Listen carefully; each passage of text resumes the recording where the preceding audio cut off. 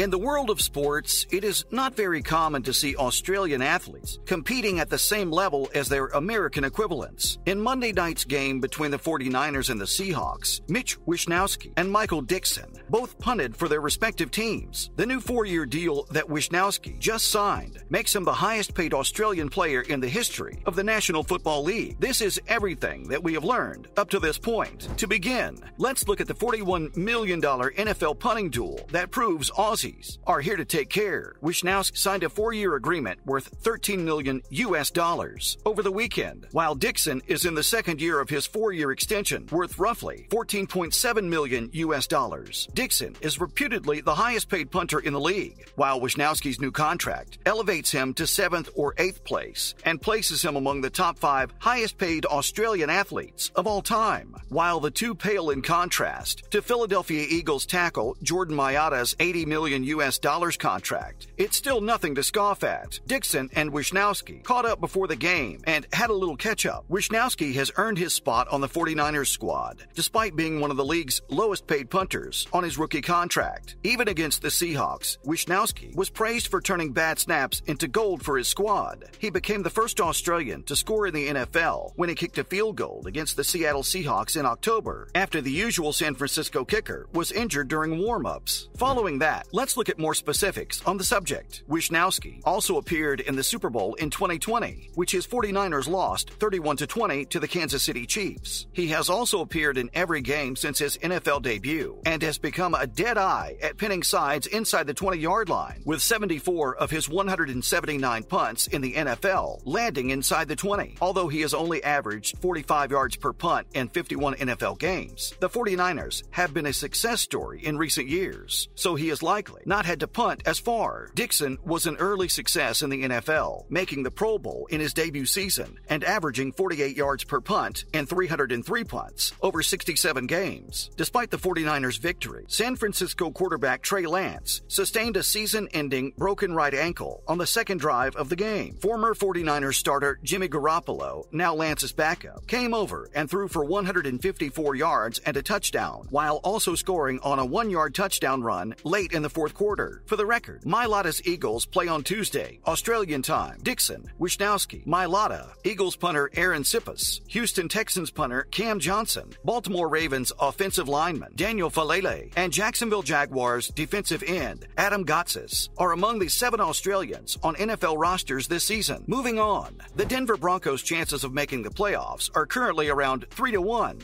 The Broncos were minus 115 to make the playoffs at BetMGM heading into Week 5, and those odds are much longer today, following their dismal loss to the Indianapolis Colts on Thursday night. Denver fell to 2-3 following that game, and is currently plus 275 to finish as one of the 7 playoff clubs. That's nearly a 3-1 chance. Denver's loss resulted in any club's highest playoff line shift following Week 5, which is odd, especially given the rest of the AFC's records. The Broncos are only 1 game behind the top 7, with the 3-2 Chargers coming up in Week 6. Denver's odds could fall even further if they win on Monday night. Compared to the teams around them, the Broncos' odds are similarly out of whack. Denver's prospects of winning the AFC West don't appear good right now, but the Jaguars are only plus 155 to make the playoffs and have the same record as the Broncos. The Miami Dolphins are 1 game ahead of the Broncos in the standings and have a minus 175 chance of making the playoffs. The Patriots have the same record as the Broncos and are last in the AFC East. The postseason odds for New England are likewise plus 275. The Las Vegas Raiders, who are 1-4 and last in the AFC West, have a plus 325 chance of making the playoffs. Following that, Panthers quarterback Baker Mayfield has a severe ankle sprain and is expected to miss time. According to various sources, Carolina Panthers quarterback Baker Mayfield suffered a left high ankle sprain in Sunday's loss to the San Francisco 49ers and is anticipated to miss time, with backup Sam Darnold out with a high ankle injury as well. Third-year pro P.J. Walker is set to start for the Panthers in Mayfield's absence. On Sunday, the Panthers will meet the Los Angeles Rams. Mayfield's injury was announced after the Panthers fired head coach Matt Rule. Steve Wilkes, the secondary coach, will serve as the interim head coach. Mayfield's ankle was twisted up during a tackle in the first half of Sunday's 37-15 loss. He returned to the game game in the second half, but wore a walking boot on his left leg to the post-game news conference. Mayfield, a former first-round choice of the Cleveland Browns, has struggled since joining the Panthers in an offseason trade. Mayfield has completed a career-low 54.9% of his passes in 5 starts, with his efforts being regularly swatted down at the line of scrimmage. During Carolina's 1-4 start, he's averaging 192.4 passing yards per game, with 4 touchdowns and 4 interceptions. Walker is in his 3rd NFL season as a backup with the Panthers. He's completed 57% of his passes on 6.2 yards per attempt, with 2 touchdowns and 8 interceptions in limited play, including 2 starts. The Panthers won both of his starts, one in 2020 and the other in 2021. Next up, the Jaguars have signed guard Miller and defensive lineman Peters to replace Barch and Chasen. On Wednesday, the Jacksonville Jaguars added guard John Miller to their active roster and elevated defensive tackle Corey Peters from their practice squad to their active roster. Miller occupies left guard, Ben Barch's roster slot. After suffering a dislocation of the left knee, Barch was placed on injured reserve, and head coach Doug Peterson announced the season for him was over. In 2022, Barch was the first starting offensive lineman for Jacksonville, who had been sidelined for the rest of the season due to an injury. Peters has replaced Calebon Chasen on the active roster as a reserve outside linebacker. Chasen has been placed on short-term injured reserve due to a sprained left knee and is anticipated to return in the following month. Buffalo chose Miller in the 3rd round of that year's draft. He has started 84 games over his career with the Bills, 2015 to 2018, Cincinnati in 2019, and the Carolina Panthers, 2020 to 2021. Peterson stated that the veteran Tyler Shatley, who holds the record for the most seasons played for Jacksonville, will start the game against Indianapolis on Sunday. During his 12-year professional career, Peters has appeared in 153 games and has started 11 of those games for the Arizona Cardinals. He leads the team with 319 tackles, 19 sacks, and 10 interceptions of passes. In addition, Jacksonville added defensive tackle Jeremiah Ledbetter and linebacker Rashad Berry to their practice squad. Moving on, Giants' Jamie Gillen, still in London due to passport issues. More than 48 hours have passed since the New York Giants defeated the Green Bay Packers in London. However, one of New York's players is still on the other side of the Atlantic due to passport concerns. Punter Jamie Gillen remains in London